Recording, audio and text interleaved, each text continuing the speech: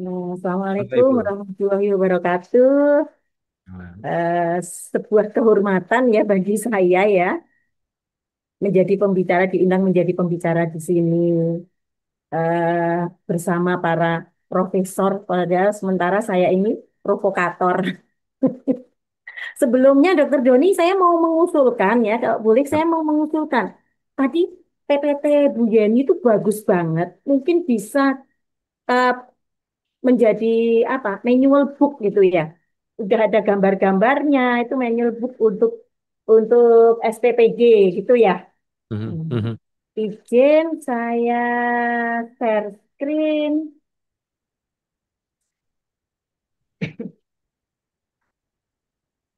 Nah, sudah terlihat ya. Sudah Ibu. Oke. Nah, saya akan eh, mengajak kita itu lebih nanti akan lebih banyak menvisualisasi gitu ya. Saya beri judul Makanan Baik untuk Generasi Emas. Tentu saja sebagai warga negara kita itu wajib untuk mendukung program-program pemerintah. Kita mendukung. Tapi kita juga punya hak mengkritisi gitu. Nanti kita punya punya hak untuk mengkritisi bila mana program-program itu ada yang kurang baik. Itu ya. Dan kita juga punya hak untuk didengar suara kita, ya. Usulan kita, kritik kita itu bisa kita punya hak untuk didengar. MBG akan bergizi gratis. Kalau saya lebih senang menyebut makanan baik.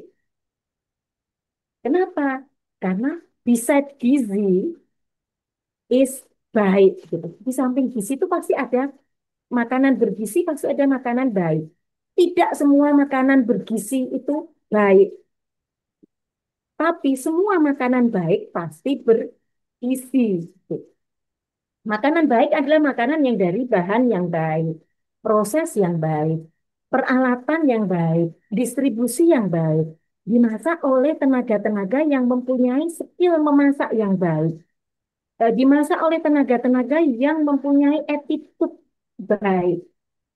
Tentu saja nanti dimakan dengan cara yang baik.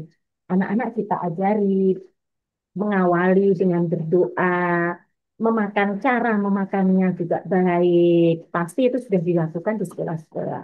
Nah, makanan baik untuk anak-anak generasi emas itu pelaksananya adalah Satuan Pelayanan Pemenuhan Gizi atau SPTG. Kita sebut aja MBG. Persyaratan dapur umum, persyaratan umum dapur MBG itu nggak sulit. Kalau tadi Ibu Istika Dewi dari Sari Dewi ya, beliau memulai dari sebuah dapur yang sudah ada, kemudian memperbaiki. Kalau sekarang dapur membangun dapur yang langsung membangun dapur bagus. Sekarang banyak sekali eh, konsultan-konsultan dapur sekaligus kontraktor-kontraktor dapur. Itu banyak sekali yang menawarkan membuat dapur MBG itu seharga sekitar 2,5 juta sampai 3 juta.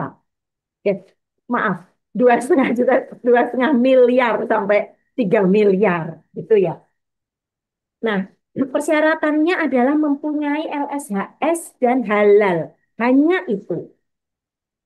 Sementara mencari SLHS itu saya pikir sangat mudah untuk orang yang mempunyai modal. Ya.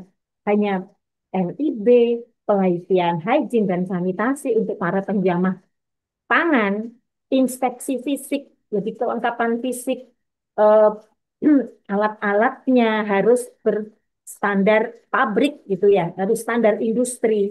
Kemudian uji lab air bersih, sampel makanan, dan uji usaha. Tinggal diunggah ke OS. Halal memang sudah jamak, eh, harus diwajibkan sertifikasi halal untuk melindungi konsumen gitu, melindungi user gitu ya. Nah, persyaratan ini masing-masing daerah berbeda. Sementara ini memang HACCP hanya menjadi anjuran, bukan wajib. Itu ya. Eh, tapi seyogyanya para dapur-dapur MBG itu harus menerapkan HACCP. Meskipun belum mempunyai sertifikasi, harus menerapkan HACCP untuk meminimalkan kejadian-kejadian yang tidak diinginkan. Sebenarnya ini tidak untuk diperbandingkan ya perbedaan SLHS dengan HACCP gitu ya. Karena tujuannya itu sudah berbeda. Kalau HACCP tujuannya menjamin keamanan pangan melalui sistem pengendalian bahaya yang bisa kita katakan itu preventif. Sementara kalau SLHS itu hanya menjamin dapur memenuhi syarat bersih dan sanitasi, hygiene dan sanitasi. Fokusnya juga hanya fasilitas dapurnya, air bersihnya, sanitasi, dan perilaku penjamah makanan. Sementara kalau CCP, proses produksi makanan dengan pengendalian titik kritis. Nah, itu tadi sudah banyak ya para ahli kita tadi sudah banyak eh, mengulas gitu. Jadi kenapa kok HACCP belum menjadi syarat wajib? Mungkin karena lama mencari sertifikat HACCP itu butuh waktu gitu. Ya, butuh waktu. Padahal pemerintah kita pengennya sat cepet-cepet kayak gitu. Kalau dipikir-pikir, kenapa Pak harus cepat-cepat, pelan-pelan saja. Asal benar-benar kita tata kelolanya itu bagus, benar-benar persiapannya bagus, kajian-kajiannya itu mendalam. Oke, ini daripada emosi ya. Kita mau melihat video. Video ini dibuat tahun 2022 sebelum ada MBG. Oh, bentar. Ini video tahun 2022 sebelum ada MBG ya, belum ada bahkan isu MBG itu belum.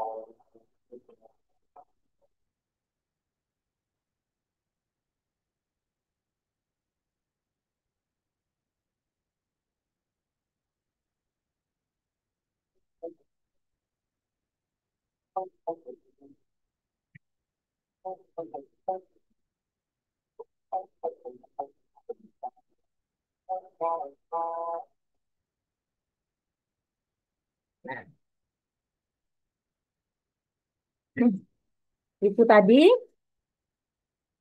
pasti Bapak Ibu sudah tahu ya dapur di mana. Ya, benar banget. Itu dapur di Lapas Wirogunan. Itu standar dapur untuk seluruh lapas di Indonesia, gitu. Sudah menggunakan peralatan yang bagus, sudah sanitasi dan hygiene-nya sudah terkontrol, gitu. Menggunakan alat-alat, bahkan eh, steamer nasinya sudah pakai steamer yang bagus. Nah, itu bagi kita ya itu bare minimum sebuah dapur massal gitu, dapur umum, dapur besar. Karena mereka memasak hanya untuk para napi. Nah, sementara MBG ini kita masak untuk anak-anak kita, para generasi bangsa, calon-calon pemimpin. Jadi kita harus benar-benar memperhatikan. Gambar ini adalah gambar dapur yang sudah lolos SLHR. Dapurnya sudah bagus, tapi ini dapur baru ya. Ini dapur baru. Nah, dapur baru sudah bisa mendapat SLHS. Nah, eh, tempat preparationnya ada, kemudian tempat memasak kompor-kompornya juga sudah standar gitu. Tempat pencucian bahan sudah standar. Bahkan kontrol apa insektisida itu kontrol lalat ya, itu fit. Dia juga sudah dilengkapi, pembuangan air juga sudah dilengkapi. Nah, tapi apa sih gunanya selembar sertifikat kalau kita tidak bisa melaksanakan sistem yang terkontrol, gitu ya. Nah, ini tata kelola, usulan tata kelola dapur skala besar. Di struktur organisasinya ada satu kepala dapur pasti. Kepala dapur biasanya ahli gizi, ya. Biasanya ahli gizi merangkap kepala dapur gitu ya. Kemudian ada chef dan asisten chef. Di bawahnya ada tim persiapan bahan untuk pencucian, pemotongan, penimbangan, penyiapan bumbu bahan-bahan ya. Kemudian tim pengemasan dan distribusi. Kemudian ada satu tim lagi kebersihan dan sanitasi yang tidak bisa digabungkan dengan job yang lain. Kemudian ada yang penting adalah tim penerimaan baku dan pergudangan. Ini pencatatan, jadi dokumentasi dari tim penerimaan bahan baku ini harus lengkap. Vendor yang masuk, itu nama vendornya siapa, bahannya, tangga, jam masuknya berapa, pakai mobil apa, sopirnya siapa. Nah, kemudian dari vendor-vendor, vendor itu harus bisa menunjukkan traceability bahan yang diterima, yang dikirimkan, gitu ya, yang dikirimkan. Jadi nanti untuk penelusuran terjadi hal-hal yang tidak baik itu mudah. Kemudian tentu saja ada quality assurance dan tim HACCP. Nah, nanti pencatatan-pencatatan tadi sudah ada detailnya di PPT-nya Bu Yeni, itu bagus sekali gitu. Eh, di PPT-nya Mbak Istika tadi juga sudah lengkap sekali. Jadi Catering Sari Dewi itu sudah menerapkan sangat bagus Pak Asistiti. Alur proses produksi dari penerimaan barang, persiapan bahan, pengolahan, dan quality control, termasuk icip-icip itu tadi ya. Kemudian pengemasan dan distribusi. Antara pengolahan dan pengemasan makanan yang layak, makanan segar yang layak, itu 3 sampai 6 jam.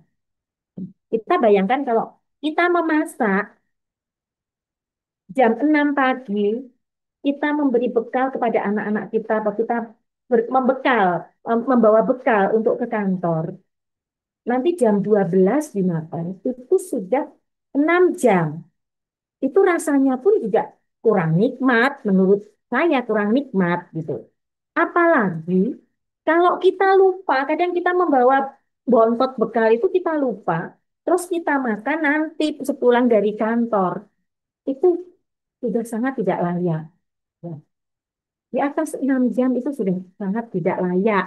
Kemudian yang terakhir ini adalah distribusi ya. Distribusi yang harus cepat, harus bersih. Ya. Cara transportasi distribusinya harus bersih. Kemudian standar operasional dan kebersihan. SOP tiap tahapan harus ada SOP tertulis. Dan setiap job desk itu tidak boleh tumpang tindih. Misalnya ini merangkap jadi ini, merangkap jadi ini. Itu tidak diperbolehkan. Zona bersih dan zona kotor terpisah. Zona matang dan zona mentah juga harus terpisah. Wajib APD, pembersihan harian dan sanitasi berkala, Kemudian pencatatan hak asasi itu. Semua harus terrecord, semua harus tercatat, semua harus terdokumentasi. Monitoring suhu, checklist harian, dan evaluasi. Yang terakhir, pengawasan dan evaluasi. Laporan produksi harian, audit internal mingguan, evaluasi bulanan. Sebenarnya dapur itu hampir sama dengan apa yang kami lakukan. Yang kami lakukan di pabrik, gitu ya. Kalau tadi disebutkan Dokter Doni ya dari kecil menjadi besar. Sebenarnya kita belum belum besar ya, ya Pak Doni ya. Kita belum besar, tapi kita berupaya untuk standar. Gitu. Kebetulan kita mengerjakan pesanan ekspor. Nah, sedikit saja kontaminan itu fatal sekali. Itu mainnya sudah denda gitu ya. Itu dendanya bisa membuat kita gulung tikar. Jadi kita benar-benar harus menjaga gitu, harus menjaga kebersihannya dan attitude para karyawan itu harus sangat dijaga. Ya. Nah, ini saya merekomendasi dapur, rekomendasi dapur skala besar dengan peralatan berstandar industri. Ini contoh kasus, jadi dapur untuk 3.000 porsi. Luas bangunan antara 400 sampai 500 meter persegi. Terdiri dari penerimaan barang, gudang, ruang pendingin, gudang maksudnya gudang pendingin. Itu ada 3 gudang ya, gudang bahan baku, itu gudang pendingin, terus gudang basah, gitu, ya, dan gudang kering.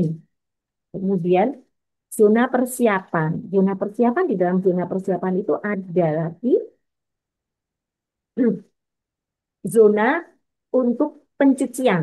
Ya, persiapan itu motong, cuci, bikin bumbu, gitu ya. Eh, Pencucian bahan. Pencucian bahan tidak boleh dijadikan satu dengan pencucian alat masak. Kemudian zona memasak, zona packing tidak boleh berdekatan dengan zona persiapan karena zona persiapan itu adalah makanan yang mentah. Sementara zona packing itu yang di packing adalah makanan yang sudah matang. Zona pencucian dan kebersihan. Zona pencucian ada pencucian alat masak dan alat makan. Pencucian alat makan. Kemarin ada video yang ngeri banget, mudah-mudahan enggak. Tapi kalau enggak, kenapa ada videonya gitu ya? Mencuci seperti itu hanya seperti kita kalau kita makan bakso di pinggir jalan. Kalau kita makan makan pecel lele di pinggir jalan. Mencucinya cuma seret, seret, seret, seret, seret, kayak gitu. Pasti banyak makanan-makanan yang kemarin itu yang tertinggal. Akhirnya untuk sarang mikrobia, untuk sarang bakteri itu yang menyebabkan anak-anak keracunan, anak-anak sakit perut, baunya juga pasti akan tertinggal. Dipastikan alat-alat makan itu tidak berbau. Nah, tapi kalau dari Mbak Istika Dewi tadi sudah menemukan, ya kita sebagai industri, pelaku industri yang eh, ini ya menengah gitu ya, menengah gitu ya, menengah. Jadi bukan bukan industri besar, kapitalis macam itu. Kita harus nyari-nyari. Oh, nyari alat apa sih ini di reko-reko sendiri. Oh, eh, tadi Mbak Istika dapat alat untuk mensterilkan gitu, mensterilkan dengan uap gitu ya. Bagus sekali. Kita harus mencari inovasi-inovasi seperti itu.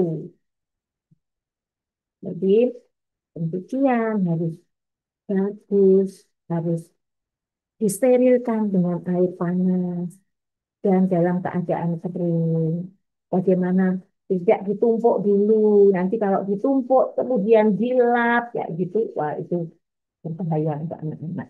Nah, waktu memasak sekarang ya, makanan itu, makanan fresh, itu 3 sampai 6 jam. Kita ambil 3 jam.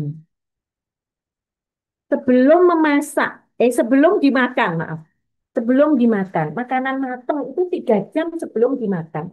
Nanti akan ada eh, proses Mohon maaf didingin. Ibu, 5 menit lagi. Oh Wah, siap, J. didinginkan lagi, diturunkan suhunya agar aman untuk dikemas, semacam itu ya. Hmm. Itu waktunya untuk dari masak sampai mendinginkan, sampai mengemasi, transportasi sampai di tangan anak-anak itu 3 jam. Jadi kita masak kalau untuk jam 12 mulai memasaknya jam 6. Nah, kalau preparasi mungkin bisa sebelum itu.